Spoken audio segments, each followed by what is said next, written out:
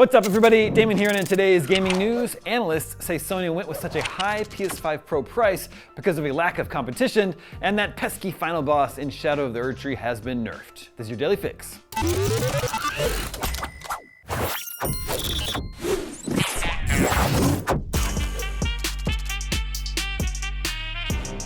The biggest talking point from Sony's PS5 Pro reveal is its price. At $700 and without a disk drive or stand, the PS5 Pro has sparked vociferous debate about whether or not Sony is justified in setting such a high price for the mid-gen upgrade. IGN polls find that 75% of gamers think it's way too expensive and only 14% plan to buy one. According to one prominent analyst, there are a number of factors that have contributed to Sony going for $700 and even higher in Europe and Japan. Piers Harding-Rolls, games industry analyst at Ampere, said the PS5 Pro pricing reflects Sony's adjusted strategy to protect its margin, that is, it is unwilling to sell consoles at a loss. Plus, supply chain inflation and, crucially, quote, a lack of direct competitor to its mid-cycle upgrade compared to last generation, where Microsoft was preparing the Xbox One X. Harding-Rolls added, the lack of competition means it is an easier decision for Sony to run with a higher price point to protect its existing margins. For most prospective PS5 consumers, the standard edition will represent the value sweet spot. It's worth digging into this point. During the last generation, Microsoft took on Sony's dominant PlayStation 4 with the more powerful Xbox One X. Back in 2017, when the One X launched and with the PS4 Pro already a year old, Microsoft sold it to consumers as the world's most powerful console, with 40% more power than any other console on the market at the time. This time around, with the Xbox Series X and S floundering, the PS5 outselling its rivals significantly across most markets, and with no mid-gen upgrade from Microsoft in sight, Sony is in a different position. When it comes to the so-called console war, PlayStation is miles ahead of Xbox, and the PS5 Pro will launch unchallenged.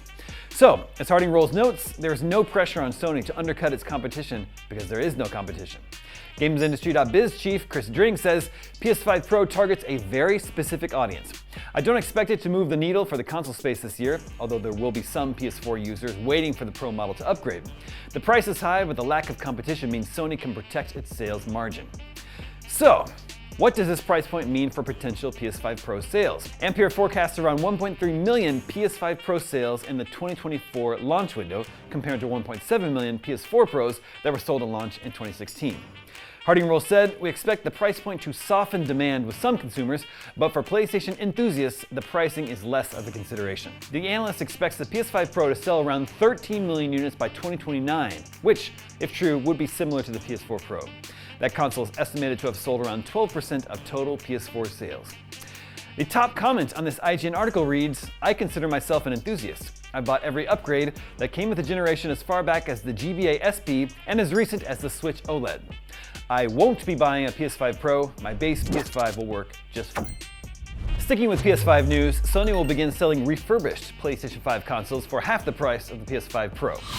PlayStation Direct, Sony's online storefront for selling PlayStation products, announced a certified refurbished digital edition of PS5 will cost $350 when it goes on sale soon, meaning half the price of the $700 PS5 Pro. It's perhaps not a coincidence that Sony unveiled the cheaper refurbished PS5 consoles alongside its new premium console.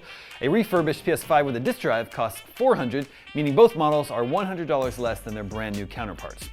Sony says every PlayStation certified refurbished product completes a rigorous recertification process that includes full testing that meets the same functional standards as new PlayStation products.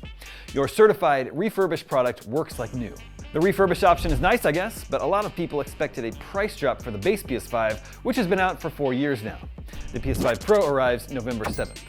And finally today, Elden Ring developer From Software has released a patch that makes a number of significant balance changes to the base game, as well as expansion Shadow of the Erdtree. Update 1.14, out now for Elden Ring across all platforms, brings bug fixes and a long list of balance adjustments, including changes to the rock-hard final fight in Shadow of the Erdtree that make it easier. This is not the final boss, by the way. My favorite patch note is about the final boss and reads, change the action pattern when the battle starts. If you know, you know. That mother doesn't even let you take a step before he's pounding on you, might kill you in just a few hits. Eventually I had to step away. I went on to play Black Myth, Astrobot, and Star Wars Outlaws, but maybe now it's time to give that another try. Elsewhere, there are PvP exclusive balance adjustments, general balance adjustments, and various fixes, including for unstable performance. For the full patch notes, hit up IGN.com. And that's your Daily Fix. Now that you're caught up on the news, watch the latest next-gen console watch on the PS5 Pro, which I guess is really a mid-gen console watch this week. I'm Damon Hatfield, and for all your video game news, stay tuned to IGN.